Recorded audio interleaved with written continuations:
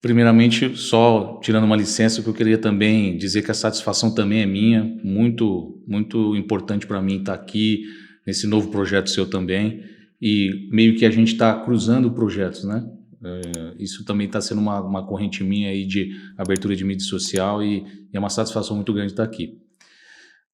Em relação à pergunta de lidar com os pacientes que estão nessa via diagnóstico, descobrindo doença oncológica, geralmente converso com outros colegas que fazem também essa área de oncologia, são desafios que a gente vive diariamente, desde da escolha da especialidade lá atrás, que não é uma especialidade que é das mais escolhidas, naturalmente, por lidar com esses extremos de ser humano, e no dia a dia lidar com certas situações em que a gente tem que comunicar momentos de vida pro paciente e família que a gente não gostaria de estar lidando, mas uma vez assumida a função, a gente tenta fazer da melhor forma possível e também não tem como você não lidar com questões pessoais de já ter vivido isso na vida pessoal com familiares também. Então, a gente geralmente tenta se colocar no lugar do paciente.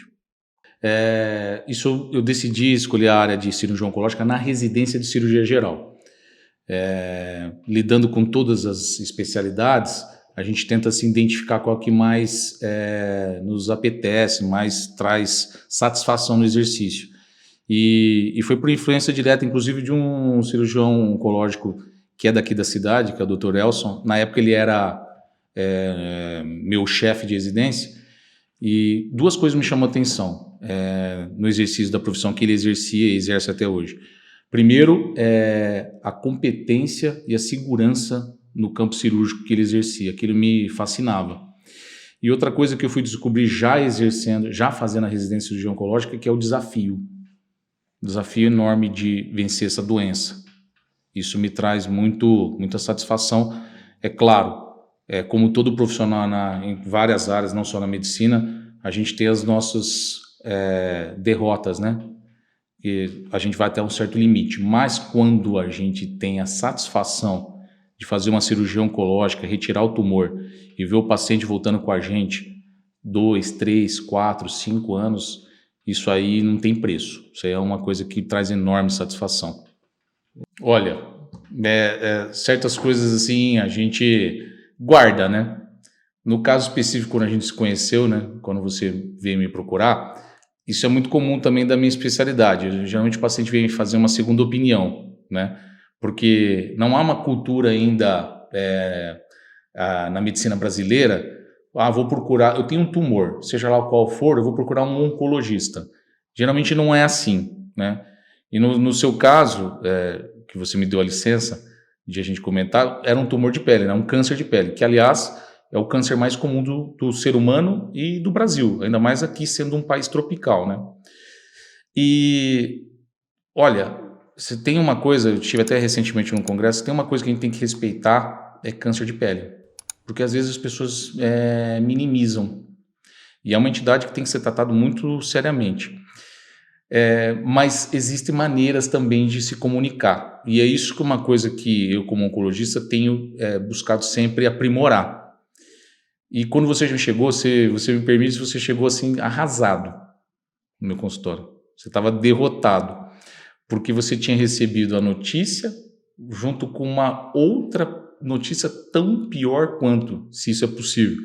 Porque além de fazer uma cirurgia de câncer de pele, você tinha que fazer uma reconstrução que te trouxe até um trauma.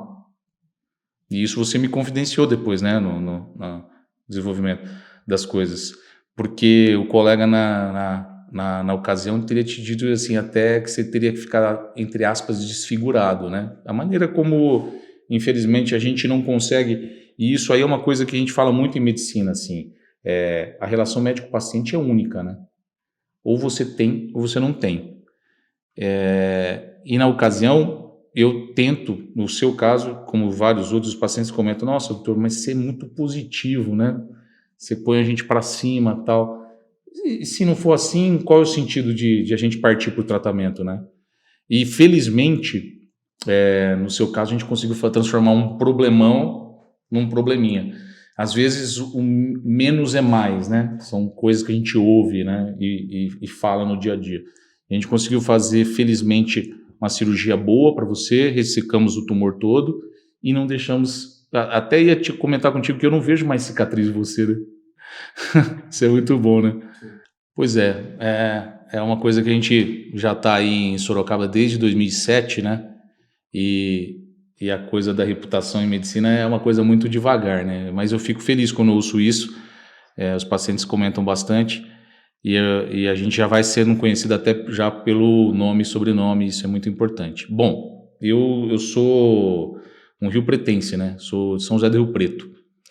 Sou do interior, cresci lá na cidade de São José do Rio Preto e depois fui fazer faculdade em Marília. Fiz até 2006 faculdade, depois fiz as residências de cirurgia geral.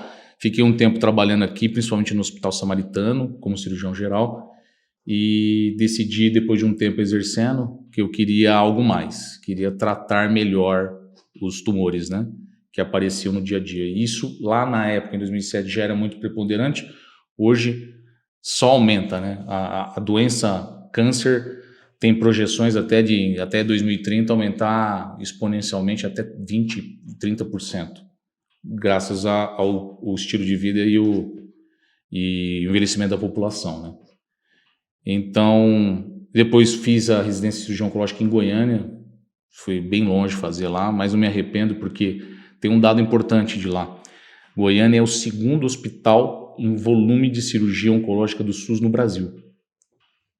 Então eu tive uma imersão prática de 3 anos muito enriquecedora. Guardo boas recordações lá de Goiânia, os chefes que me deram muito exemplo e assim, você exercer com tranquilidade uma área tão vasta, você precisa estar num lugar que tem experiência e bons profissionais para te passar isso. Lá eu consegui. E depois voltei para cá em 2018 e estou desde então retomando meus contatos aqui em Sorocaba e tentando crescer cada vez mais. O tratamento oncológico, a gente fala que é um tripé, né? Ele engloba o oncologista clínico, que é o médico que faz a parte principalmente quimioterápica, né? De decisão de qual quimioterapia, hormonioterapia. Hoje em dia se fala muito em imunoterapia. Então, tem um oncologista clínico, temos nós, né, somos os cirurgiões oncológicos, que também faz diagnóstico, tratamento, e por último tem o radioterapeuta, oncorradioterapeuta, que é o médico que faz o planejamento e aplicação de radioterapia para tratamento dos tumores. E, por excelência, um centro de oncologia tem que ter esses 3 profissionais em total consonância e diálogo. Porque a responsabilidade de tratar um câncer tem que passar por uma equipe multidisciplinar. E isso entra também fisioterapeuta, fonoaudiólogo, nutricionista, paliativista, que hoje em dia é importante, as equipes estão começando a ter um médico que entende a hora que o paciente precisa ter um conforto na terminalidade, que isso é uma coisa também que está crescendo bastante, nutrólogo, enfim, psicólogo. Idealmente, o assunto e o tratamento do câncer, você vê, a gente deu um exemplo, um câncer de pele causa toda a repercussão no paciente, você imagina tumores maiores que a gente trata aí, de ovário, mama, cabeça e pescoço, são tumores extremamente vastos e precisam de uma atenção bem maior também. Eu já tenho o canal do YouTube desde 2014, quando eu terminei a residência de cirurgia oncológica, porque lá atrás eu já vi a necessidade de você estar em contato com o paciente fora do consultório, né? Porque no consultório existe até uma certa formalidade, é lógico que com o tempo você vai conhecendo o paciente, você cria uma relação mais tranquila e mais próxima, mas tá lá no celular junto do paciente para ele ter contato, entender o assunto, se conscientizar, você fazer aquele algo mais, né? Acho que fora do consultório também é importante você estar buscando essa atuação. E agora eu retomei o projeto, estava parado, na verdade. Depois que eu vim aqui para Sorocaba, você tem outras prioridades, casa, escola das crianças, tal, e você vai se envolvendo com aquilo e a profissão às vezes fica de lado. Mas aí agora eu retomei esse projeto porque, e dentro da área médica existe até rola até umas piadinhas, um certo preconceito. O cara é youtuber, né? Médico de YouTube, médico de Instagram, e dá para fazer isso de uma maneira correta e não exagerada, porque, obviamente, como em todas as profissões, existem os colegas que também extrapolam um pouco assim o limite do que é interessante divulgar e fazer, né? É lógico que existem esses excessos. Todo mundo busca aquele refúgio. Tem gente que gosta de viajar, tem gente que gosta de fazer atividade física, tem gente que gosta de cultivar a família. Eu sou mais família e reservado, né? É meu jeito de ser, né? Mas é óbvio, quando você consegue viajar também, é muito importante. Voltei a fazer atividade física, eu também não estava fazendo. O efeito pandemia, né? Que todo mundo teve, né? A pandemia, em vez de me deixar mais sedentário, me trouxe aquela preocupação de estar vendo de perto os pacientes no hospital que estavam sedentários não tendo uma boa evolução, né? Obviamente aquilo na sua cabeça fala, olha, acho que eu tenho que me mexer, né? E foi assim, faz uns 3, 4 anos que eu voltei a fazer atividade física, porque você vai acumulando estresse, ansiedade, e aquilo que você quer pregar para o paciente, você não está fazendo, né? Então, eu tive essa reviravolta na pandemia também. Então, atualmente, para separar as coisas e manter a integridade física e mental, né, eu gosto muito de atividade física e família. Pois é, atividade física boa é aquela que você gosta, né? Mas é óbvio, é óbvio que vai ter pacientes que vai falar assim, mas eu não gosto de nada, né? Eu acho que tem que ter aquele esforço, tem que sair da zona de conforto. Não tem jeito, não tem segredo. Não vai dar para você fazer tudo que você gosta sempre, né? Num certo momento. Mas eu acho que fazendo atividade física você consegue encontrar prazer onde você achava que não tinha. Principalmente os efeitos secundários da atividade física. Porque com a atividade física você começa a ter mais disposição, diminui dores, dorme melhor, melhora a saúde como um todo, melhora a relação com a sua família, amigos e pacientes, a cascata hormonal que você vai ter de serotonina, endorfina, aquilo é algo, a sensação de prazer pós-exercício, do dever cumprido, né? Tá pago, né? Aquela sensação, paguei meu dia do exercício, é uma coisa que eu estava conversando até com o meu personal, que eu tenho personal. Ele fala assim, você já parou para pensar, as pessoas querem tudo rápido, né? Querem estética e tudo mais, mas para mim eu vejo hoje em dia que o grande benefício que eu tenho como cirurgião, eu tenho sérios problemas de postura, né? Porque às vezes as cirurgias duram 3, 4 horas e eu fico absorto naquilo, né? Então, você já imagina, você está lá operando, fazendo aquele ato com extrema delicadeza e responsabilidade e a única coisa que você não lembra é da sua ergonomia e da sua postura, né? E deveria ser isso.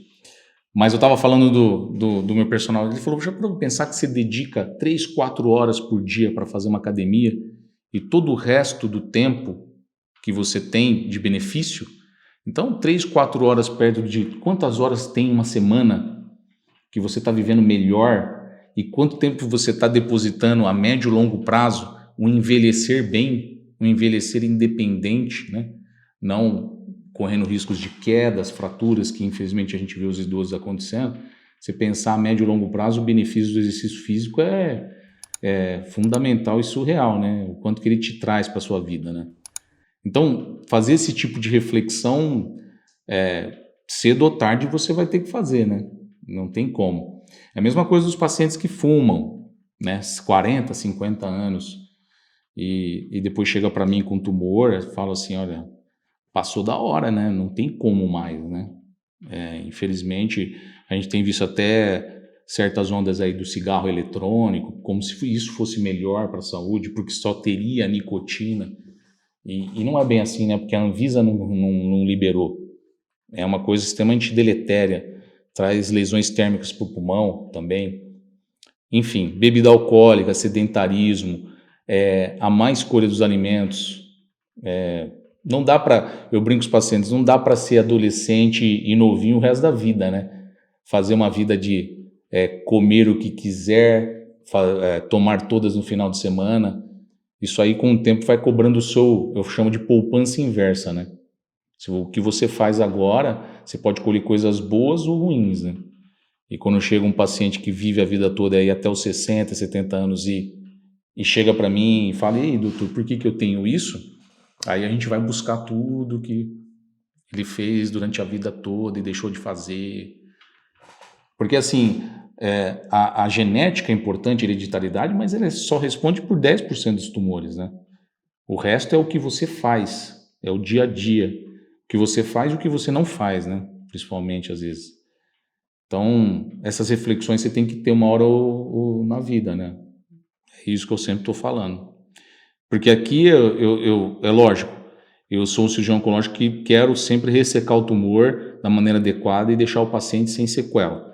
Mas a gente tem que começar a falar de prevenção também, né? Uma vez que as taxas de tumor só aumentam ano a ano, o que a gente vai fazer para evitar isso?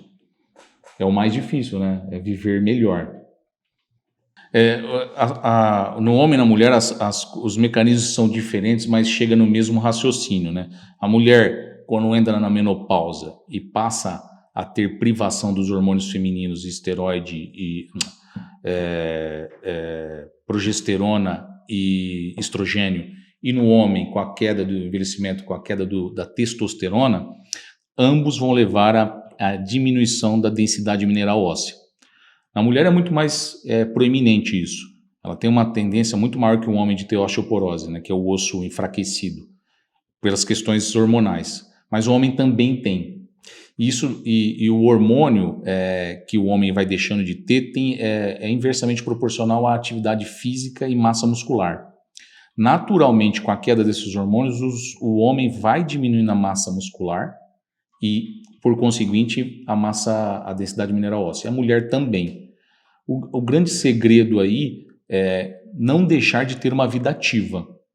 Que a gente fala do idoso que é extremamente ativo e leva uma vida razoavelmente independente, daquele idoso que, infelizmente, por algum motivo fica doente e vai para a cama. Quando vai para a cama, a gente fala, popularmente falando assim, se deitou na cama e não levanta, mau prognóstico é. E também se fratura ossos de bacia, fêmur e vai para a cama, também não tem um bom prognóstico. Isso aí já é comprovado por trabalho científico. O paciente aumenta a mortalidade. Então, assim, esse quesito ter vida ativa tem que ser algo que você tem que criar uma cultura, uma rotina.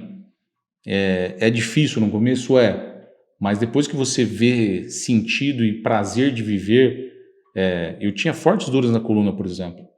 Depois que eu gosto de musculação.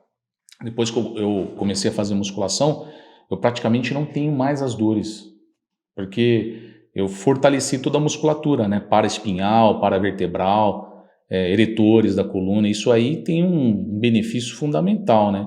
Então, assim, as coisas caminham assim. Você melhora o funcional e a estética vem. Ou quem persegue a estética também vai ganhar o funcional. A musculação é um dos exercícios. É que, assim, se você for pegar vários trabalhos, inclusive para faixa etária idosa, a musculação, se você for ver exercício por exercício, é o melhor. É que nem todo mundo gosta. Mas eu vejo, por exemplo, na academia que eu malho lá, que eu faço minhas atividades, senhores de 70 e 80 anos que você fala, esse cara aí tá inteiraço. Coluna eretinha, todo firme, com musculatura minimamente preservada. Porque se não é assim, tem um fenômeno que acontece muito na faixa dos idosos que a gente chama de sarcopenia.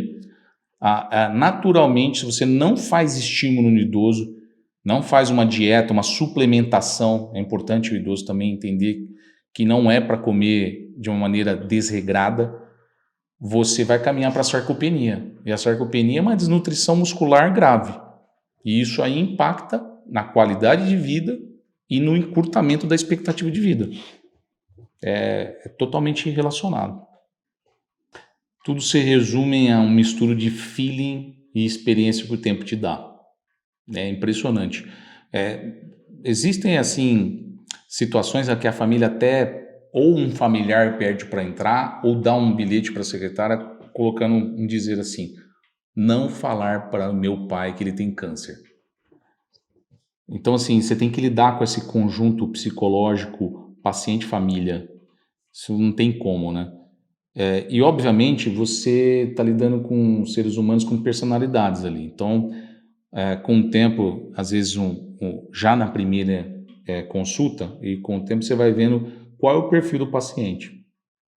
Tem alguns que querem saber direto e reto, sem enrolação, direto ao ponto. E tem outros que você sabe que, pela estrutura de vida, você ser franco é piorar o quadro do paciente. Você percebe isso com o tempo. E existem linhas que a gente estuda isso desde a faculdade da questão da gênese da doença psicossomática. A decepção, a tristeza, a depressão, que também veio à voga agora com a pandemia, eles têm capacidade de interferir na sua imunidade e te dar uma doença? Com certeza tem. Não estou falando só de doença oncológica. Asma, artrite, doenças imunológicas, elas têm total relação com a questão da sua saúde mental. Daí a importância, né? Porque isso aí também é algo já que se fala há muito tempo, principalmente a medicina oriental, né? Saúde é corpo, mente, né? Tem que ser integrado, né? Você não pode dissociar um do outro, né? Corpo, mente e alma, para quem é espiritual, tem a espiritualidade na sua essência. E a espiritualidade também é comprovado que diminui muito esses problemas que você vive nos desafios da sua vida, né? Meditação, espiritualidade, religião, fé. Eu tenho pacientes que têm resultados surpreendentes com a medicina tradicional, que você fala, não é só a medicina. Tem algo na psique desse paciente, a fé dele tá operando junto aqui. Não tenha dúvida. Positivismo, a parte do paciente encarar aquilo, eu vou passar por isso, sabe? Isso você vê que tem resultado final. E principalmente em cirurgias grandes que a gente faz, né? Cirurgias, às vezes, que a gente faz de intestino, estômago, até mesmo órgãos mais delicados, pâncreas. Você vê que tem alguns que vão muito bem e outros não, né? Que a gente fala que é o efeito da técnica junto com o hospedeiro, né?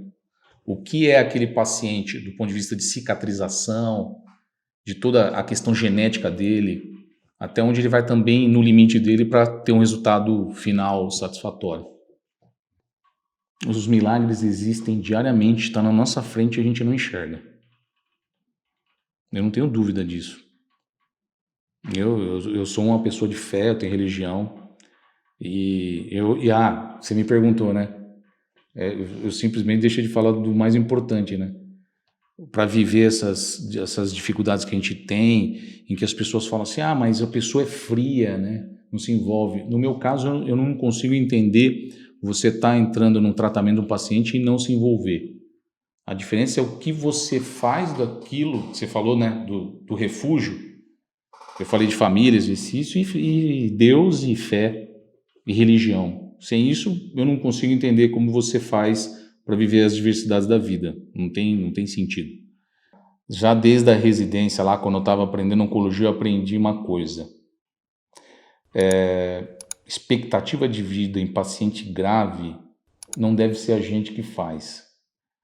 Porque eu cansei de ver histórias de pacientes chegavam para mim e falavam, doutor, inclusive eu queria te dizer assim, que meu pai, por exemplo, um filho, uma filha falando, meu pai, fulano de tal deu 6 meses de vida, ele está 2 anos aqui comigo. E que bom, né, nesse sentido de que ser curto, mas assim, o que o paciente está querendo me passar eu sofri aqueles 6 meses achando que eram os últimos 6 meses. E de repente você não para tentar viver a vida nesse período, né? É complicado. Então quando eles pedem assim, doutor, posso esperar mais 3 meses? Eu falo, só Deus sabe. Só.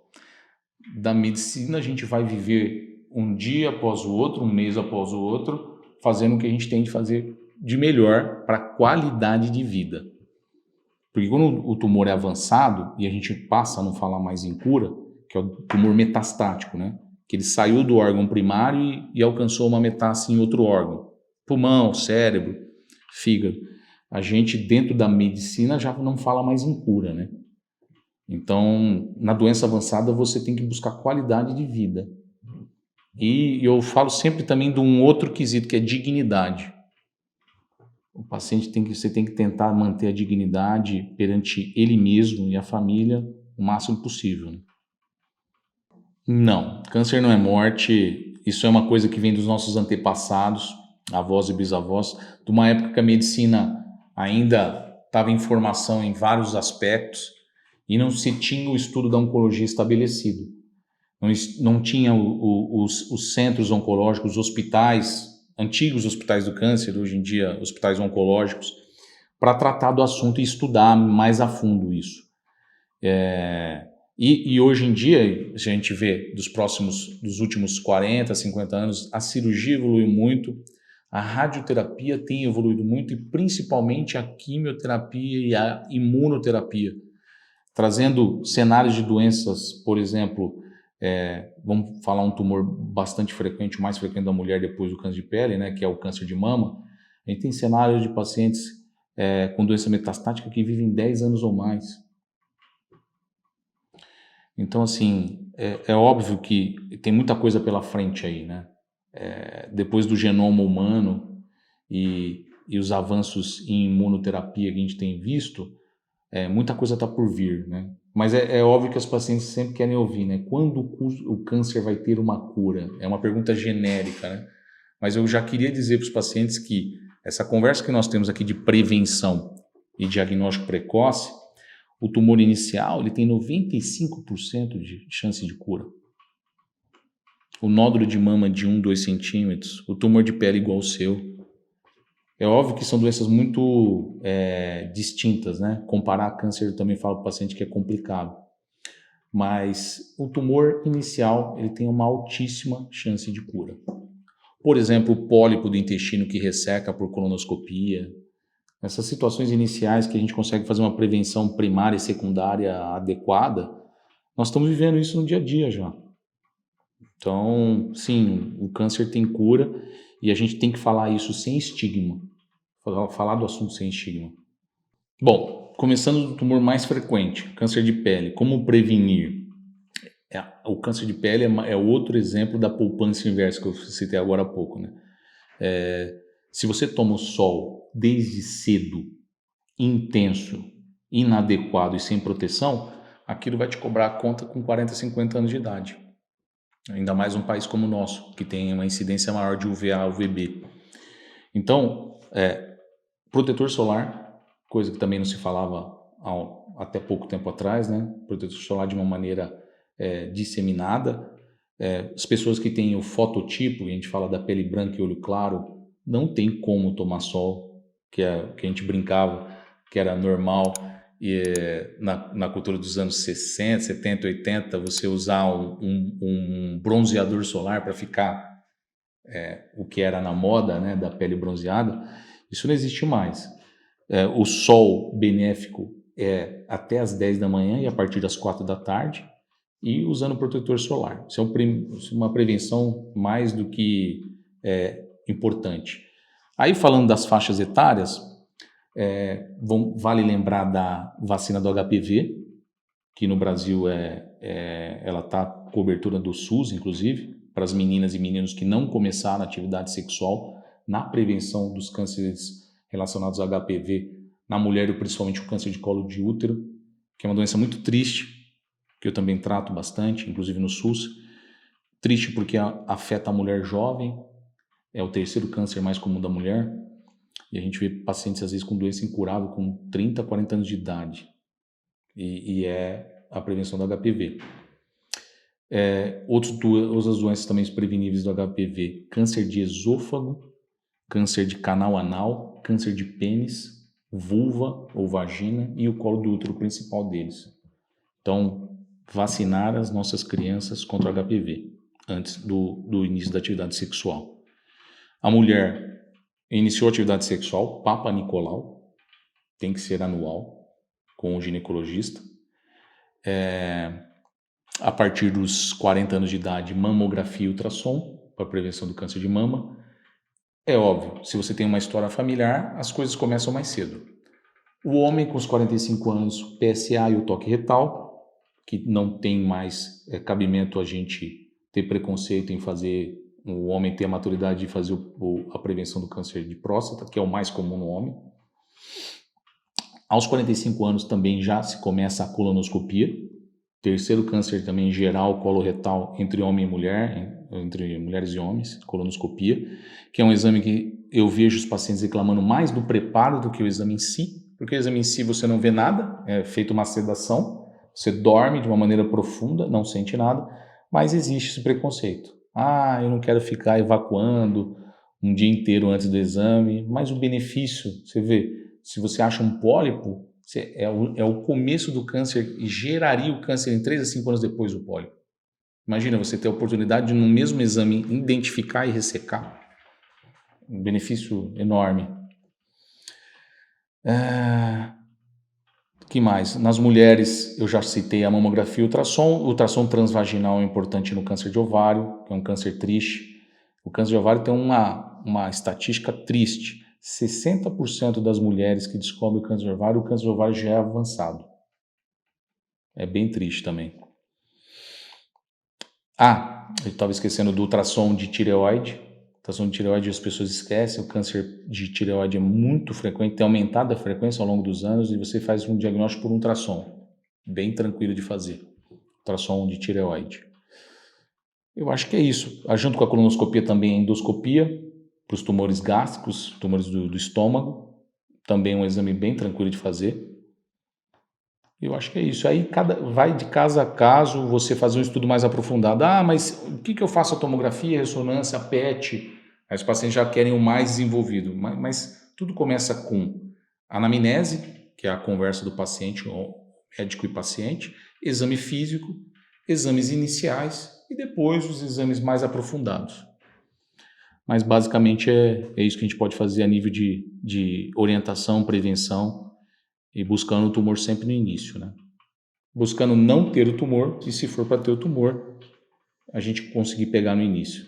O principal, o tumor mais frequente, que são os carcinomas basocelulares e espinocelulares, são geralmente pequenas feridas em região que a gente chama de região H, que é a área que mais toma sol ao longo da vida. São pequenas feridinhas que coçam, ardem, sangram e não cicatrizam. E para achá-las, basta você procurar dermatologista ou mesmo oncologista e fazer a busca ativa. Já o terceiro câncer depois desse, que é o melanoma, e esse assusta mais porque é um tipo de câncer que dá metástase à distância, são geralmente pintas que têm características de assimetria, bordas, às vezes de outras cores, que qualquer profissional treinado olhando consegue também fazer o diagnóstico para ressecar e começar o tratamento. Então, basicamente, implica em você fazer o autoexame, assim como a mulher faz o autoexame mamário, você que tem a pele mais branca e olho claro, sempre está fazendo um exame na frente do espelho, achando alguma pinta nova ou pequena ferida nova, procurar o dermatologista e sempre está buscando isso o mais precoce possível.